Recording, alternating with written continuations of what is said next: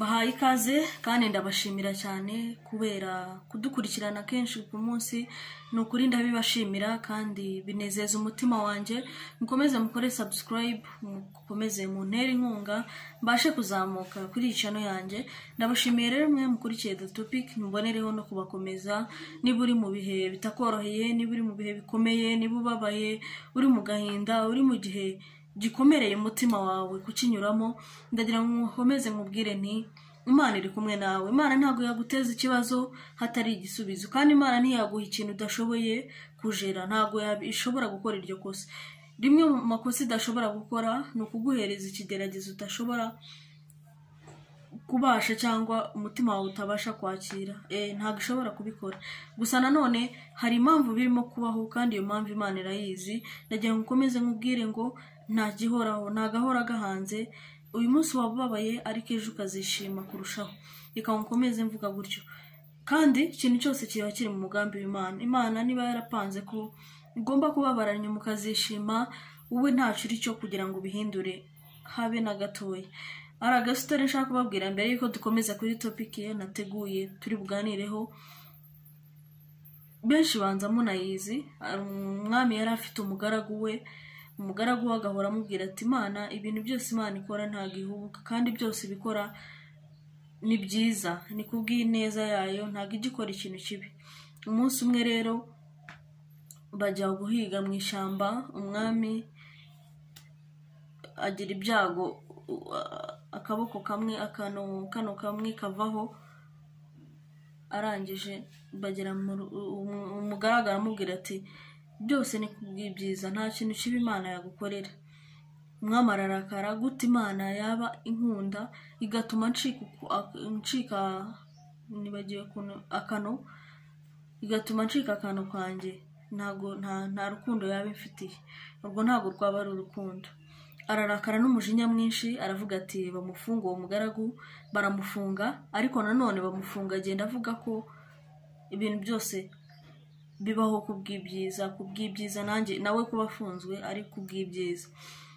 Umwami biramutungura, ariko kwibaza ukuntu umuntu agenda muri gereza ariko se akagenda avuga ku Mana, kandi yabibonye ko yamuciye akaboko, kandi urabyumva nawe ari wowe gucika ino, ntago wakumva ko ari Imana yabigiramo uruhare. Aragenda ajya muri gereza. Umunsi umwe bajya guhiga mu ishyamba n'abandi bagaragu bandi. Bagezeyo we hari inzira yaciyemo arabura, baramubura. Arangije ageze imbere ahura n'abantu barimo gushaka igitambo cyo gutamba, bashaka umuntu. Baramubonye, barasubijwe, bavuga bati tugende. Umwami arababwira ati mumbabarire n'iki, ariko ntago bumvaga urwo rurimi. Hari ururimi bakoreshaga muri iryo shyamba, ntibamwumva. Arangije nyine hagera igihe cyo kujya kumutamba. Uwo munsi barakora ibirori byabo, imisango yabo bakoraga. Bagiye rero kumutangamo igitambo. Umukuru muri bo nibwo yabibonye, aravuga ati uyu nguyu ntago twamutamba. Uyu nguyu afite inkovu, ni nkaho inkovu, ntago twamutamba. Imana yacu yarakara, reka tumureka agende. Baramureka aragenda, arokoka gutyo. Bari bagiye no kumwica, kumusogota. Hanyuma rero agezeyo koko ahita atumizaho wa mugaragu wa wundi wahoraga amubwira ngo ibintu byose Imana ibikora kubw'ibyiza, kubw'ineza, ntago Imana ipfa guhubuka mu byo ikora. Aramutumiza, aramuzana, aramubwira ati nibyo koko ibyo wambwiye narabibonye, ariko se niba Imana ibintu byose ikora ari byiza, kuki wowe yemeye ko ngufunga? Umugaragu aramusubiza mu ijwi rituje rwose atekanye, aramubwira ati Mwami rero, iyo mba nafunze birashoboka ko twari kujyana uwo munsi, ntago wari kunsiga kuko turajyana kenshi. Rero iyo tujyana bari gutamba njyewe, kuko wowe ufite ubusembwa, kandi njyewe urabona nta busembwa mfite. Bari gutamba njyewe. Rero Imana kugira ngo inkize uko gutambwa, yaramfashe impishe muri gereza, abariho mba nibereye, hanyuma nawe iguha kiriya kugira ngo ugihandoringe. Rero Imana ntago igipfa kugushyira mu kibazo udashoboye kwikuramo. Narondogoye mu mbabarire, ariko ako ni agasitore abakazi murakazi, ariko kerekana ko koko Imana ikintu cyose ikora ntabwo igihubuka. Imana ni myembabazi, Imana izi byose. Rero niba uri mu bihe rwose bikuremereye, ihangane, tuza umutima, usenge, wicecekere, hanyuma utegereze igihe kizabisobanura byose. Igihe bundi kirasobanura. Hanyuma uyu munsi topic nari navuze tuganiraho, ndashaka ko tuganira ku rukundo. Urukundo kuri njyewe personally, urukundo ni ikintu kinini kigari cyane kidashobora nko gusobanurwa n'umunsi n'umwe ngo kirangire. Benshi barabyitiranya bavuga ngo urukundo rwarashize, urukundo ntiruzashira. Na Bibiliya bivuga neza ngo ibintu byose bizashiraho, ibintu byose bizashiraho, ariko urukundo ntiruzigera rushira. Kuki se mwumva ko rwashize? Ntabwo ruzigera rushira, ahubwo bamwe bararugoreka, bamwe bakaruvuga uko rutari, abandi bakarwitiranya, ariko urukundo ntiruzigera rushira. Urukundo ruyoboye byose. Urukundo, aho urukundo ruri haba amahoro, aho urukundo ruri haba umutekano, aho urukundo ruri haba ibintu byose bishoboka. Aho urukundo ruri ikintu cyose gikenewe kiraboneka. Aho urukundo ruri haba hari umutuzo, aho urukundo ruri nta mahane ushobora kuhabona. Rero buriya impamvu abantu babyitiranya nuko babyitiranya n'urukundo kuko babona ibintu byose byabaye bombori, kandi ahantu hari urukundo ntabwo ibyo bintu biharangwa. Rero ukambabwire nti buriya abantu twese tuba twarakuriye, nta muntu n'umwe woroshye kubana nawe, habe na mama wawe, habe naki, nta muntu n'umwe woroshye kubana nawe. Nawe ubwawe ntiworoshye, ahubwo kuko tuba twarakuriye mu buzima butandukanye, mu bibazo bitandukanye, mu mico itandukanye, twarakuranye imico itandukanye. Rero buriya nta muntu woroshye kubana nawe. Rero nubona umuntu ugukunda, umuntu ufite inyota yo kuba yabana nawe, umuntu ufite inyota yo kuba n'ishaka byo kuba agukunze nyine, ntuzatume kwikunda kwawe, umujinya wawe, ubwibone bwawe bumushyira hasi. Uzagerageze. Ikindi kandi buriya hari ikintu abantu batazi, buriya iyo ukunda umuntu ntushobora kubona ibibi bye habe na gato, ntushobora kubibona. Ahubwo ibibi bye ubibona iyo udakunda umuntu, ntushobora no kubona icyiza cye na kimwe. Iyo udakunda umuntu uhora wibonera ibibi gusa. Rero iyo ukunda umuntu wibonera ibyiza gusa, n'ibibi ntushobora kubibona. Si uko biba bidahari, rero si uko uwo muntu aba yarahindutse, cyangwa se si uko aba yagize ate, ahubwo urukundo rwe muri wowe nirwo rutakiri, ntabwo rukingana nk'uko rwanganaga.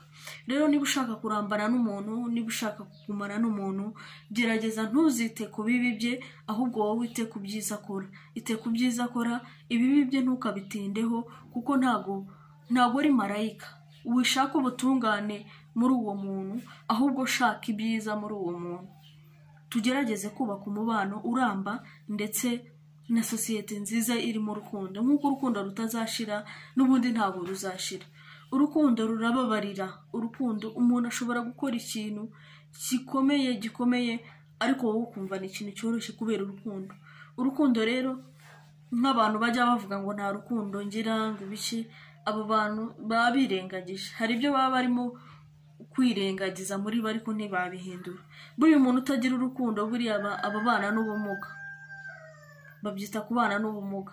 Ntabwo aba yuzuye, kuko umuntu arema mu rukundo. Urukundo rurakuyobora, rukagukoresha icyo rushaka. Murabizi nako kundusha. Urukundo rushobora kugukoresha amakosa yose ashoboka. Umva ko urukundo nicyo kintu kiyoboye no mu muntu mo imbere harimo sensi yitwa urukundo, kandi urwo rukundo ntabwo waba utarufite ngo ube uri muzima. Ububana n'ubumuga bwo kutagira urukundo. Ubumuga bwo kutagira urukundo ni ubumuga burusha ubundi bumuga bwose bubaho ku isi. Kuko niba ikintu cyonyine kizasigara ari urukundo, kubera iki turimo kurugoreka? Urukundo kuki murimo kurugabanya mu bantu? Ubumuntu burashira, urukundo bugashira, kubera iki? Urukundo ntiruzigera rushira. Rero agira ngo mbwire wowe ahubwo urimo kwitiranya urukundo murimo gutuma rugorekwa kubera ibyo murimo kurukora. Umuntu ugasanga yagukunze cyane ariko wowe ntibikurimo. hari ijambo Pastor Mutesi aherutse kubwiriza kuri nararyumvishe, arimo avuga ngo dusengere turekere aho ngaho kuvunika bidakwiriye. Uzi kuvunika bidakwiriye nicyo kintu kibabaza. Kuvunika aho udakenewe, byita kuvunika aho udakenewe. Gukora ikintu kivayo ibintu byose ukaba wabikoze neza, ari byo ibyo wakoze biba ari byo, ariko ubikorera ntago aba ari we, nawe aba afite ubundi ubimukorera abona yishimiye. So you are not the right person to that person. Niyo mpamvu ibintu urimo gukora nibyo urimo gushyiramo imbaraga zawe n'ubwenge bwose, ariko urimo kubikorera si we. Reka ahubwo tugerageze tubaze Imana se uwa nyawe ari he, tuzanira umuntu wa nyawe, tureke kuvunikira ubusa. Aho uvunikira ubusa niho usazira uvuga uti iyo mbimenya, iyo bigenda gute. Reka turekeraho. Umuntu ugasanga ukundanye n'umuntu, yego amagift urayamuha ikintu cyose gishoboka, ariko we ntabibona, amaso yo kubireba ntago ayafite. Senga Imana iguha umuntu wa nyawe ubikorera koko akavuga ati uyu muntu koko yavunitse, wallahi reka nanjye mvunika kubwe. Ugasanga wowe urukundo urimo gutanga ni 100%, ariko wowe urimo kwakira 20%, urumva ni wowe uvunika cyane. Reka rero tugerageze dushake utanga 50 nawe ukamenya 50, mukuzuzanya. Urukundo nibwo rukaryoha kuko ari we muntu wa nyawe. He or she is the right person to you. Reka dusengera abanyabo. Buriya hari abantu benshi batizerera mu gusenga ngo uwanjye zizana ngo ibyanjye ngo Imana irabizana. Reka tubasengere my friend, tureka gutakaza igihe. Benshi turimo gutakaza igihe mu bintu bidafite umumaro ibiki, ariko dukwiriye gusenga, dukwiriye kwiyitaho, dukwiriye kubaza Imana. Niba umuntu reka mbaho nk'urugero, ukundanye n'umuntu, njya mbibona inkundo nyinshi nzibona, ugasanga buri gihe ni wowe ushaka kumuhamagara, we ntashobora no gufata umunota umwe we ngo wigomwe guhamagare. Hanyuma uwo muntu urumva gukunda, urumva wowe muratanga 100 waraguhereza 10, ahubwo se iryo 10 ryo ririmo, iryo 10 ni ryo kukubeshya. Mba mpuze, mba ari mu kazi kenshi. Umuntu ugukunda ntazakuburira umwanya, niyo yaba ahuze bingana bite, niyo yaba akora hehe muri presidence, niyo yaba akora he, aragerageza agashaka iminota ingahe yo kukuvugisha. Niyo yaba kuboneka bitamworoheye, aragerageza agashaka iminota mpaka, ariko nawe muri we urwo rukundo yarugufitiye ruramuzengereza, rumubuza amahoro. Nkuko nawe iyo ukunze ubura amahoro, nawe niko yakabaye abura amahoro agukunda. Reka tugerageze dushake turebe nyina the right person, ureke kugira ngo abari wowe wisunika, bari wowe usunika ibintu byose. Relationship ni wowe wisunika, umubano wawe ni wowe ushaka kujya imbere, we arababara, arakora amakosa akaba ari wowe usaba imbabazi, aho kugira ngo abari usaba imbabazi. Mbese uhora umugundiriye ngo atagenda, wamuretse akagenda ko ntawe ubura umusimbura. Ushobora gusanga ahubwo uzaza nyuma ye ari we the right person, ahubwo ukaba urimo kwitinza wibuza imigisha yo, umubuza umwanya. Uwo nawe ari ategereje wowe winangiye, wanze kurekura ngo ubone umuntu wawe nyawe ngaze, nawe arategereje, ari muri comfort zone. Mukure muri comfort zone, ubone umuntu wawe wa nyawe, atari umuntu wo guhatiriza usunika uguye kugira ngo bitarangira. Uwo muntu nawe ahora gukanga ngo ibiki, ngo ngiye reka tunabihagarike. Icyo gihe ni wowe uhita upfuka mugasaba imbabazi. My friend, utakoze ikosa ubwo se reka tuvuge ko ari mu rugo, ibyo bintu muzabihoramo imyaka ingahe mu rugo ko musezerana akaramata? Uzajya uhora usunika no mu rugo? Ni mu byaro ubona umwanya wo gusunika abana, ubone no wo gusunika uwo muntu mwashakanye? My friend, reka dusenge Imana iduhumura amaso, tureke kwitiranya ibintu ngo urukundo rwarashize ngo ibicya. Urukundo rurahari, ahubwo uwo ntago ari we wanyawe wo mukwiye gukundana, ntago ari we wanyawe Imana yanditse ko ari we muzakundana. Kuko mu gihe abo Imana yanditse ko muzakundana banyabo barahari baranditse, Imana irabazi. Rero mu gihe uwo nguwo atarimo, ntazigera na rimwe abona kuvunika kwawe, ntazigera na rimwe abona imvune zawe, ntazigera na rimwe abona urukundo rwawe, ahubwo azajya abona rimwe na rimwe ari wowe urimo kubihatiriza. Umuhamagara abone telefone yawe, uyu nguyu yabambaza iki? Kandi wafata umwanya hamagare babandi bo yumva nyine b'Imana yamwandikiye ko ari bo agomba guhura nabo, afate telefone ashiremo amayinite. Uzasanga bene abo bantu rero anakwihorera, kandi ugasanga amayinite ye baranayajyaniye ubusa, ataguhamagaye kandi yabonye n'umwanya wo kuguhamagara. Twareke kwizirika tukamenya the right persons, akaba ari bo dukundana nabo. Urukundo rurahari my friend, mureke kugoroka urukundo. Urukundo ni rwiza, urukundo ruraryoha. Abantu barirwa bavuga ama divorce, mwebwe mufite urukundo mwavuyeyo mukatubwira, mukigisha urubyiruko urukundo. Anyway, gusa ibyo bakigira byose urukundo ntiruzashira, niko biri bivuga. Ibintu byose, ibyo byose bizashira, twebwe dushire turangire, ariko urukundo never, ntiruzigera rushira. Kandi Imana ibyo yavuze ntabwo ijya yivuguruza.